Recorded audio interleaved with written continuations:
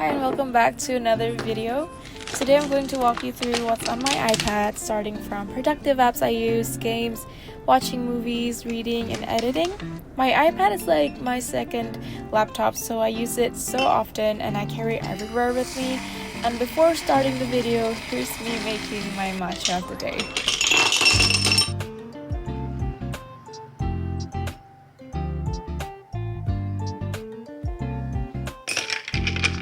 We'll get into the iPad App Store, but first we're going to unbox ESR's Geodigital Pencil. I have it here in two colors, which is pink and white, and we're going to test it out throughout the video. And we'll see if this could replace an Apple Pencil.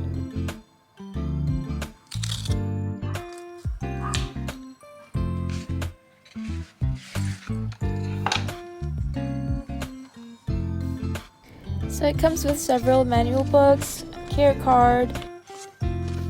They also provide 3 spare tips for your pencil and 1 USB-C charging cable. The pencil itself is very lightweight and there's also a cover for the charging port. The color is very cute and adorable. And to turn it on, you just have to press and hold the button on the top of the pencil until the light turns blue. Here I have my 11-inch iPad Pro M2 from the year 2022 in 128GB of storage and space gray color. The ESR pencil also attaches to your iPad magnetically, making it very practical and easy to carry around with your iPad. The magnet is so strong, so you don't have to worry about it falling off at all.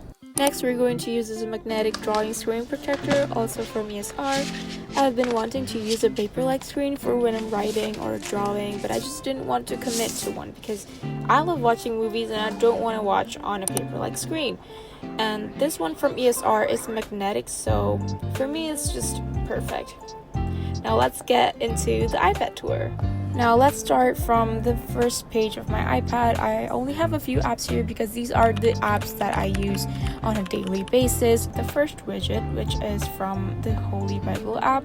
I use this app daily to read Bible plans and so many more. You can collect badges and there are so many genres for the Bible plans to choose from.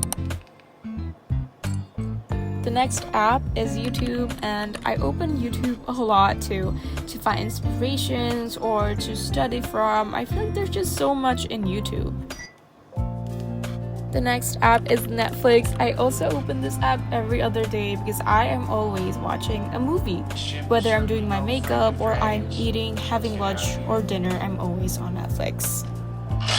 And of course I have Pinterest on my first page because that's where all the inspiration comes from.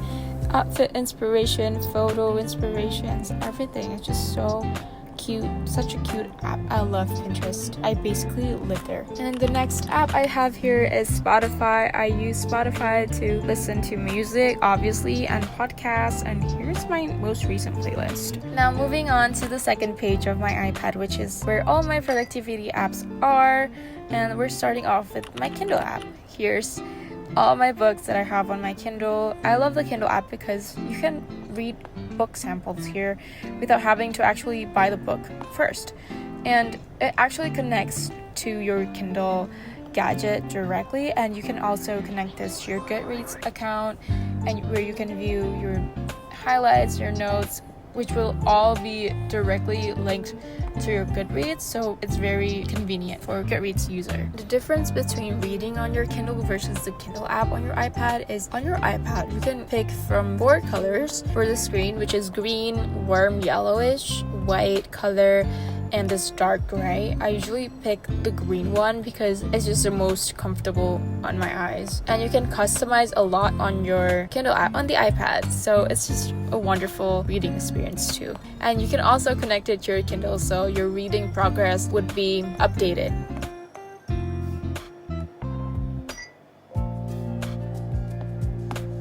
And of course, it's quicker and faster and easier to highlight and search for words, and you can even translate words here.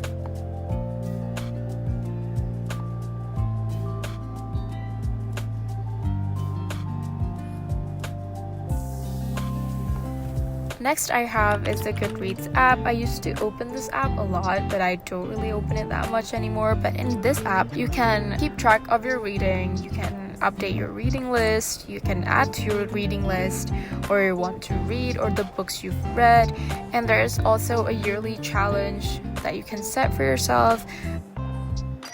And you can also view your Kindle notes and highlights in your Goodreads. So it's really convenient and quick way to view your highlights and notes from your Kindle.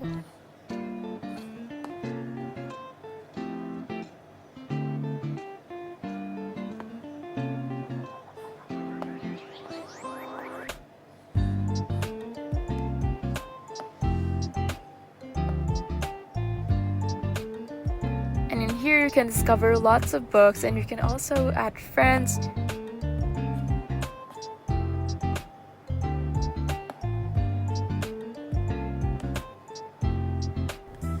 The next app is Fable. This is also an app to track your readings, and this is actually my favorite app, and I always open this app after I finish my reading to update my reading goal and reading progress.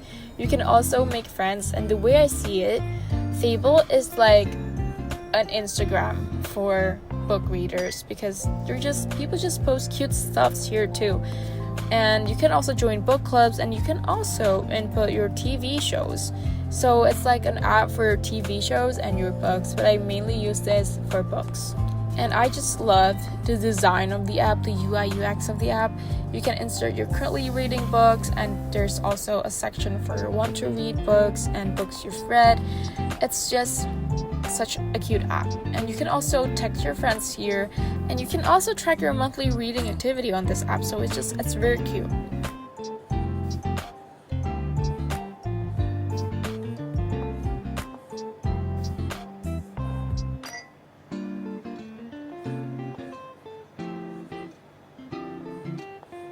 And on the third page is where all my other apps are, because I just don't like having too many pages on my iPad, so I just gather them in one page. First, we have the Letterboxd app. I open this app like every single day. This is where I log and review movies. You can find so many movie reviews here, and I feel like movie reviews here are the most accurate because people are just so funny and yet so critical of movies in this app. And here you can also add movies to your watch list, movies you want to watch. I have so many movies on my watch list. After I watch a movie, I would directly open my Letterboxd app to review it and to mark it as watched, because I don't know, it's just so satisfying. And you can also create lists of movies and tags. Here I have so many tags, and you can also be friends with your friends on this app, and you can watch their reviews, you can see their reviews, you can read their reviews, you can see their activities on this app. When I don't know what to watch, I would just go on Letterboxd and just find movie recommendations. And to me, Letterboxd reviews are the most trustable because people are just very critical here.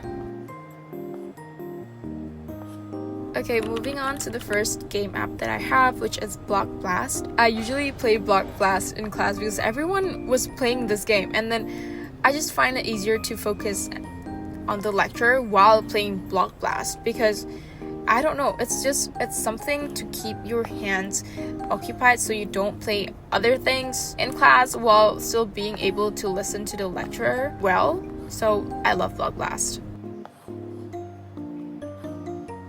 Next is Worm Zone, and this is just a very nostalgic and funny game that I sometimes still play. You just eat food and other worms, and your worm gets bigger the more you eat, and this is just like a simple, fun and quick game. Next I have is the coziest game I've ever played, which is Suki's Odyssey. This is one of the cutest games I've ever played too. It's very cozy, from the music, from the sound effects. This is truly a peaceful game because it doesn't let you rush into it. Like, you can't hack into it, you can't watch ads to get quicker in it, you just have to wait. And you can collect fishes here. There's so many types of fish, and the fishes are not easy to collect because you'd have to be fishing at a specific time of the day to get a certain type of fish, and the more rare the fish is, the harder for you to get it. And I don't even have all the fishes collected yet, even if I used to play this like every single day. And in here you can collect decors, you can do a lot actually, and this is one of the most fun cozy game I've ever played, because usually I find cozy games boring, but this one, it's not boring, it's pretty fun, and I just love everything about it. It's very cute. So definitely try it out if you haven't tried it out yet.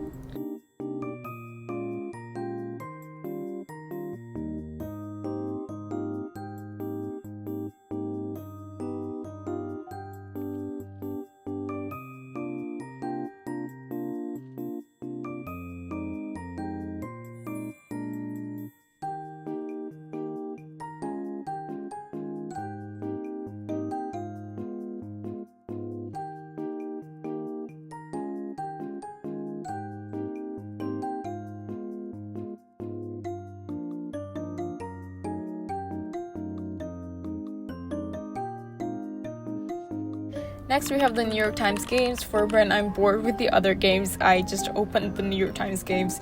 There's the spelling bee, and there's also Wordle. I usually play the Wordle one because I don't really like spelling bee.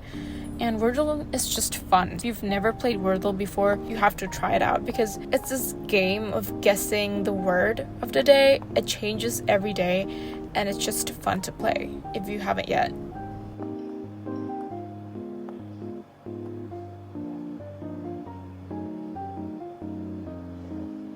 Next, we have Cooking Fever, because who doesn't like a cooking game? I don't really play this often, but it's pretty fun to play and to keep me occupied when I'm really bored in class, and it's pretty satisfying to play actually.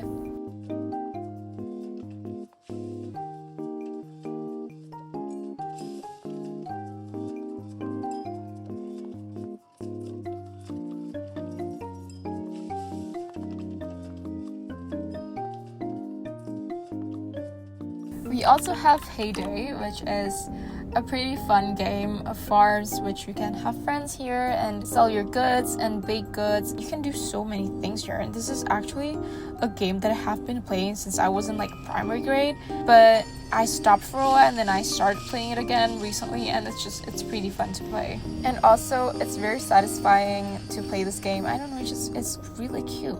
You can bake stuff and complete orders and everything. You can have animals too.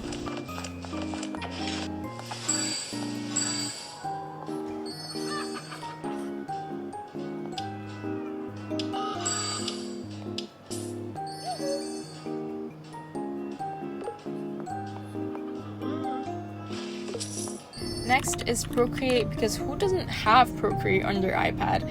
I think I initially bought my iPad to use Procreate, and this is where I do designs, drawings, and everything. I do mock-ups for paintings and my business. This is just such a versatile app. It's just so nice. You can play with layers, and there's so many brushes that you can do here. It's a nice app for drawing. Next is Kilonotes. This is where I take all my notes in for my classes. I used to use Goodreads to take my notes in until they start asking us to pay for it. So I just stopped using Goodreads and I moved to Kilonotes, because they give you 5 free notebooks forever. So it works for me and it does the job. So I have been using Kilonotes since then.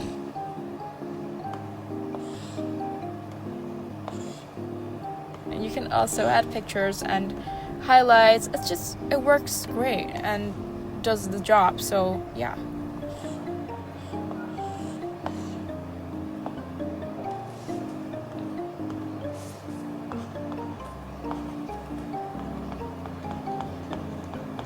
Next, we're gonna try to scribble some things in Freeform to test out ESR's geodigital pencil.